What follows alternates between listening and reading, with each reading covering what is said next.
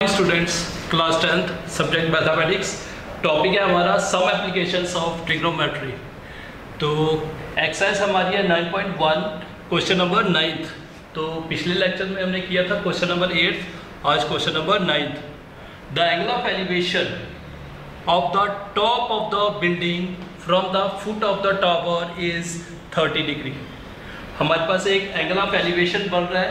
Angle of elevation हमेशा ऊपर वाली साइड बनता है, और जब हम ऊपर वाली साइड देखते हैं कहाँ से बन रहा है, ये top of the building, building के टॉप से, टॉप की तरफ कहाँ से बन रहा है, foot of the tower.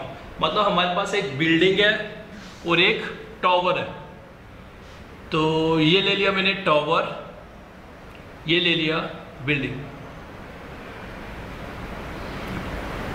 Tower को नाम दे दिया AB, बिल्डिंग को नाम दे दिया CD।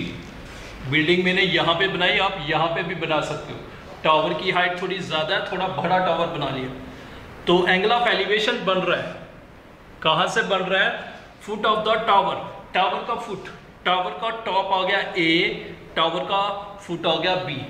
वैसे ही बिल्डिंग का टॉप आ गया C, बिल्डिंग का फुट आ गया D। तो यहाँ पे आ गया हमारा ग्राउंड लेवल,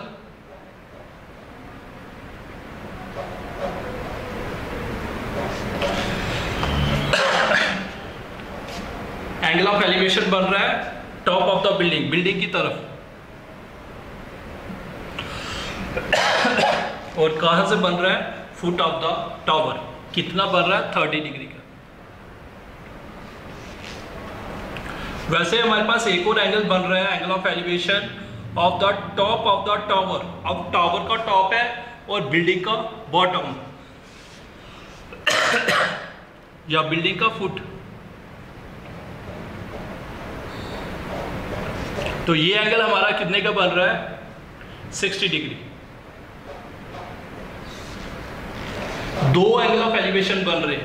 एक बन रहा है from the foot of the tower to the top of the building. दूसरा एंगल ऑफ एलिवेशन बन रहा है foot of the building to the top of the tower. और उसके बाद हमें क्या दिया हुआ है, tower is 50 metre high. Tower AB था, इसकी हाइट हमें दी हुई है 50 metre. We have to find the height of the building CD। We have to find CD। तो लिख सकते हो आप, let AB is equal to 50 metre V the height of tower, CD V the height of building,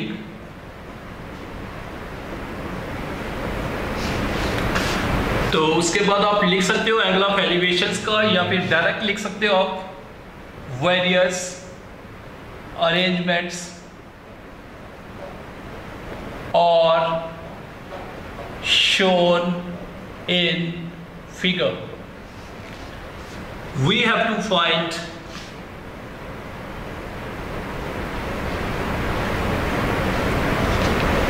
height of building, that is CD। हमें CD वाला हिस्सा निकालना। तो अगर आप ध्यान से देखोगे हमारे पास दो राइट एंगल ट्राइंगल बन जाएंगी। एक बनेगी ABD, दूसरी बनेगी CDB। तो दोनों ट्राइंगल्स को अगर आप ध्यान से देखोगे, इसमें जो हमारे पास है BD, ये कॉमन वाला हिस्सा है। तो मतलब हमने ये बेस लेना ही लेना है। उसके बाद हमें जो पहली वाली बड़ी वाली ट्राइंगल है उसमें हमें परपेंडिकुलर गिवन है। परपेंडिकुलर गिवन है तो हम बेस निकाल सकते हैं। तो जब हम दूसरी ट्राइंगल लेंगे तो बेस हमने पहले का निकाला है, तो वहाँ से हम परपेंडिकुलर निकाल सकते हैं। मतलब यहाँ पे हमें बेस और परपेंडिकुलर का ही यूज़ करना है, मतलब हाइपोटेन्यूज को हमने नहीं लेना है। तो बेस और परपेंडिकुलर हम या तो tan में ही लेंगे या फिर cot में। तो लिख सकते हो आप, in right angled triangle ABD, मैंने बड़ी वाली ट्राइंगल ले ली ABD। तो इसमें एंगल क्या बन रहा है हमारा, ABD यहाँ पे 60 डिग्री बन रहा है, 30 डिग्री नहीं बन रहा है, ये छोटी वाली ट्रायंगल में बन रहा है। तो यहाँ पे हम ले लेंगे tan, एंगल है हमारे पास 60 डिग्री, तो ये किसके बराबर होता है? Perpendicular upon base.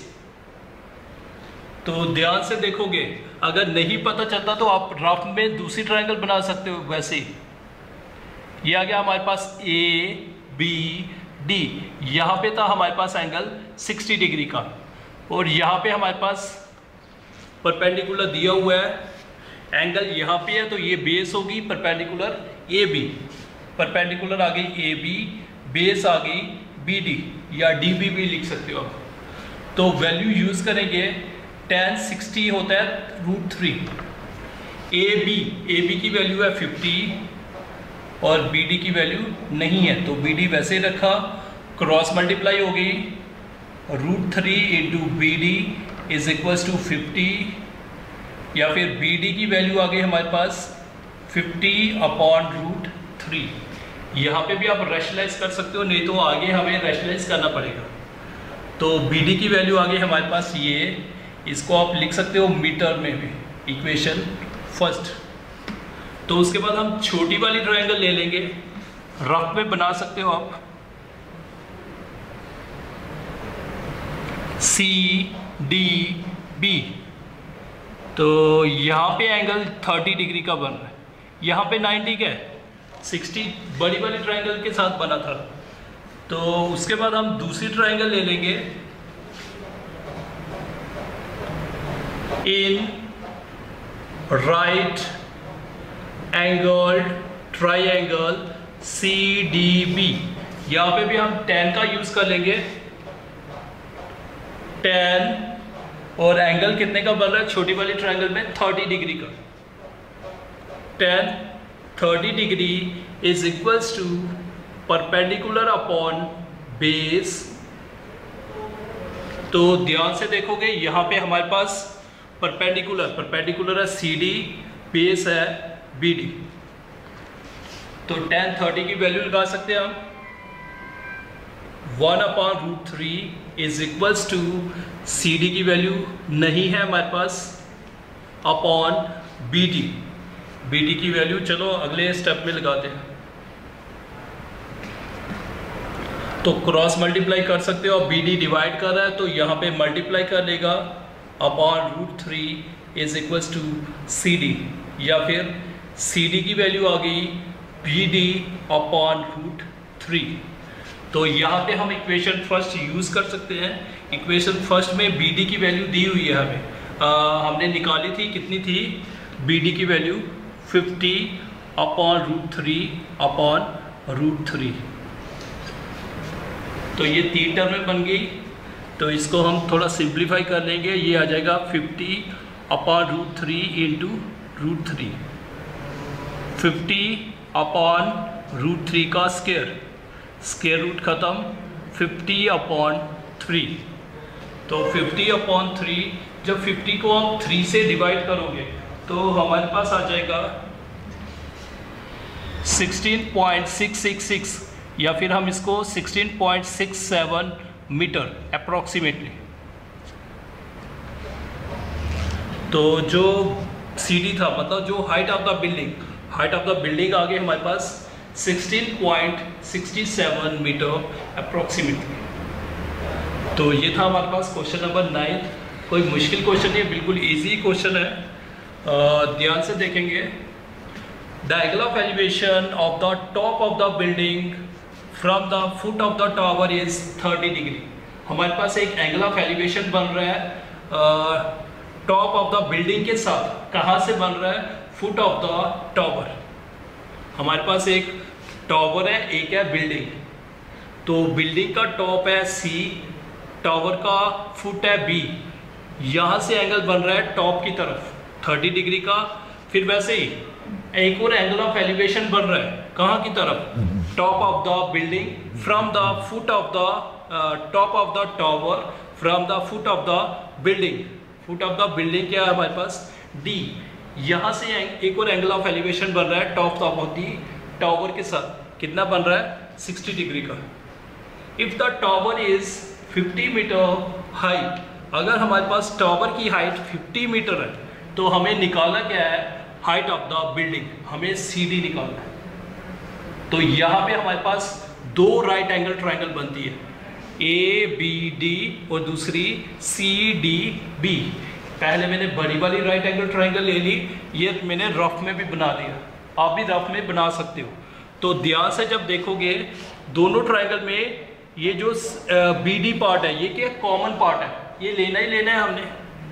तो उसके बाद बड़ी वाली ट्रायंगल में हमारे पास परपेंडिकुलर गिवन था तो ये भी लेना है, मतलब हमें हाइपोटेन्यूज का कोई भी यूज़ नहीं है, तो हाइपोटेन्यूज को हमने नहीं लेना है। तो परपेंडिकुलर और बेस को लिया मैंने, तो tan ले लिया पहली वाली ट्रायंगल में, और यहाँ पे एंगल बन रहा था 60 का, तो perpendicular upon base, perpendicular AB, base आ गया BD, तो AB की वैल्यू लगा ली, तो क्रॉस मल्टीप्लाई BD की वैल्यू आ गई 50/√3 मीटर। तो उसके बाद मैंने क्या कर लिया, दूसरी राइट एंगल ट्रायंगल ले ली, CDB, एंगल बन रहा था 30 का, BD की वैल्यू हमने पहले ही निकाल लिया इक्वेशन फर्स्ट में, CD की वैल्यू निकाल लिया, मतलब यहाँ पे भी tan लेना है।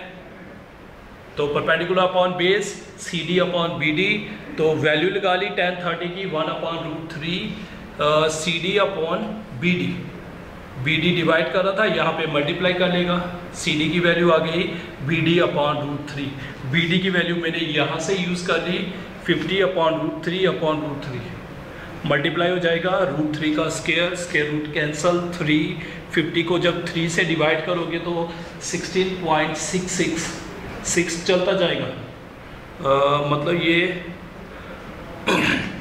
नॉन टर्मिनेटिंग नंबर आ जाएगा।